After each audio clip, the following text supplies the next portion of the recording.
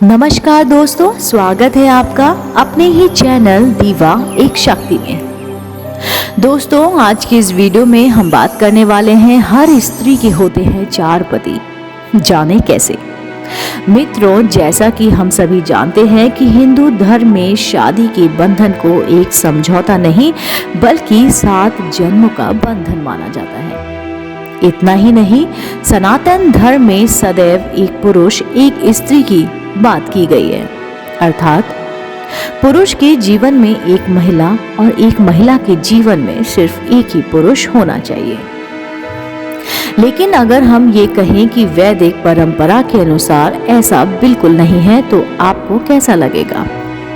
जी हाँ, आपको जानकर हैरानी होगी कि वैदिक परंपरा के अनुसार हर स्त्री के 4 पति होते हैं और जिस पति के साथ स्त्री अपना पूरा की पूरा जीवन व्यतीत करती है वो असल में उसका चौथा पति होता है।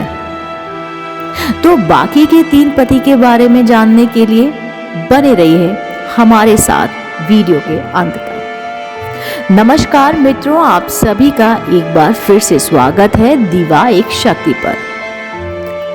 मित्रों, हिंदू धर्म में व्यक्ति के जन्म से लेकर मृत्यु तक 16 कर्म अनिवार्य बताए गए हैं, जिन्हें 16 संस्कारों के नाम से भी जाना जाता है। वैसे तो ये सभी संस्कार अनिवार्य हैं, लेकिन विवाह संस्कार की बात करें तो कहा जाता है कि जीवन में विवाह एक बार और सिर्फ एक ही इंसान से किया जाता है। यहाँ तक कि हिंदू विवाह में 7 अंग का इस कदर महत्व है कि 7 जन्म से लेकर 7 फेरे और फिर शादी के यानी कि शादी में 7 वचन भी कहे गए हैं। उन्हीं वचनों में से तीसरा वचन है जिसका जिक्र बेहद जरूरी है। इसमें कन्या होने वाले पति से कहती है कि आप जीवन की तीनों अवस्थाओं यानी कि युवावस्था, प्रौढ़ावस्था और वृद्धावस्था में मेरा पालन करते रहेंगे तो मैं आपकी जीवन साथी बनने को तैयार हूँ। अर्थात हर अवस्था में कन्या अपने पति की जीवन संगनी होती है। अब आप सोच रहे होंगे कि अगर विवाह एक बार होता है और स्त्री हमेशा अपने पति का साथ निभाती है तो फिर एक स्त्री के 4 पति कैसे संभव है?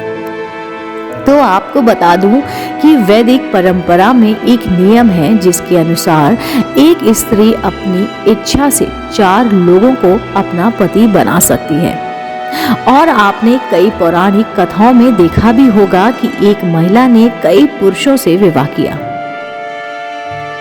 अब आप सोच रहे होंगे कि अगर वैदिक परंपरा में स्त्रियों के 4 पति होने का नियम है तो फिर वो 3 पति कौन है जिसके साथ हर स्त्री का विवाह किया जाता है और हमें इसकी जानकारी क्यों नहीं है? तो चलिए सबसे पहले स्त्रियों के 4 पतियों के बारे में जान लेते हैं। मित्रों, विवाह के समय सबसे पहले कन्या का अधिकार चंद्रमा को सौंपा जाता है। इसके बाद विश्वावसु नाम के गंधर्व को और फिर कन्या को अग्नि देव को सौंप दिया जाता है और अंत में उसका विवाह उसके पति से किया जाता है। अब आपके मन में भी सवाल उठ रहे होंगे कि अगर ऐसा है तो फिर आपको इसकी जानकारी क्यों नहीं होती? दरअसल मित्रों, विवाह के दौरान पंडित जी जिन मंत्रों का उच्चारण करते हैं वो संस्कृत में होते हैं और हम में से ज्यादातर लोगों को संस्कृत समझ नहीं आती। ऐसे में जब इन मंत्रों का उच्चारण किया जाता है तो हमारी समझ से परे हो जाता है। दूसरा कारण यह है कि आजकल चट मंगनी पट ब्याह वाली कहावत चरितार्थ होती दिख रही है। अधिकतर शादियों में ऐसा देखने को मिलता है कि लोग शादी के लिए सजावट से लेकर अन्य कामों पर काफी खर्च करते हैं, लेकिन पंडित जी को दान देने में संकोच करते हैं। यहाँ तक कि विद्वान पंडित को बुलाने की बजाय शादी की अन्य रस्मों की तरह ही ऐसे पंडित बुलाए जाते हैं जिन्हें संस्कारों और धर्मों का ज्यादा ज्ञान नहीं होता है। ऐसे में विवाह पहले की तरह यानी कि सभी रस्मों से अब नहीं हो रहे हैं, इसलिए इस वजह से ये शायद आपको पता नहीं चल पाता कि एक स्त्री के 4 पति होते हैं। अब चलिए ये जान लेते हैं कि आखिर वो क्या कारण है जिसकी वजह से एक स्त्री चंद्रमा, विश्वावसु और अग्नि से विवाह किया जाता है।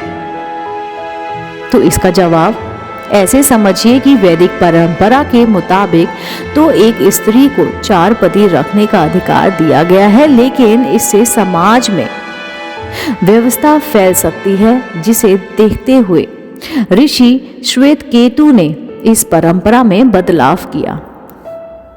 एक पौराणिक कथा के अनुसार ऋषि श्वेतकेतु ने उस समय महिला और पुरुष को यौन संबंधों के मामले में मिली आजादी का प्रतिबंध लगाया और एकल पति पत्नी विवाह की प्रथा को जन्म दिया।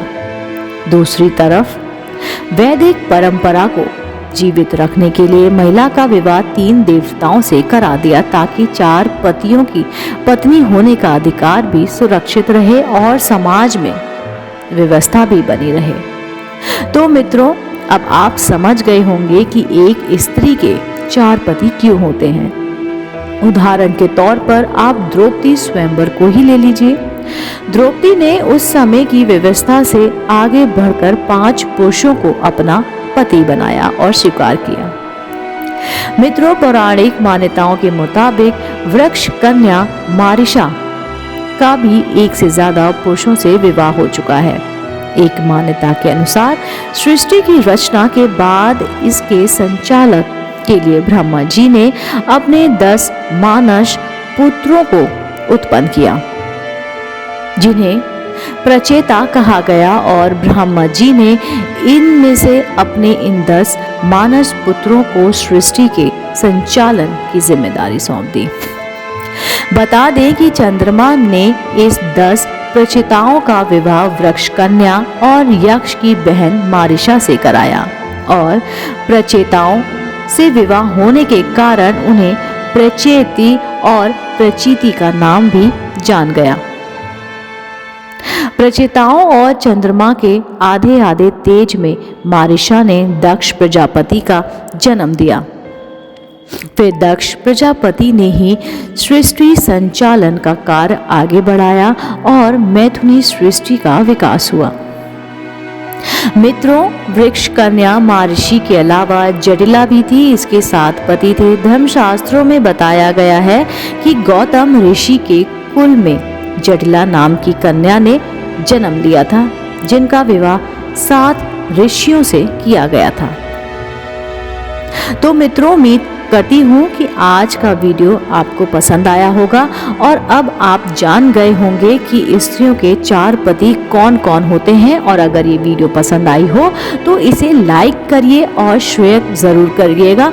मैं फिर से लौटूंगी ऐसी ही कुछ धार्मिक जानकारियों के साथ। तब तक के लिए आपको अपना और अपनों का ख्याल रखना होगा।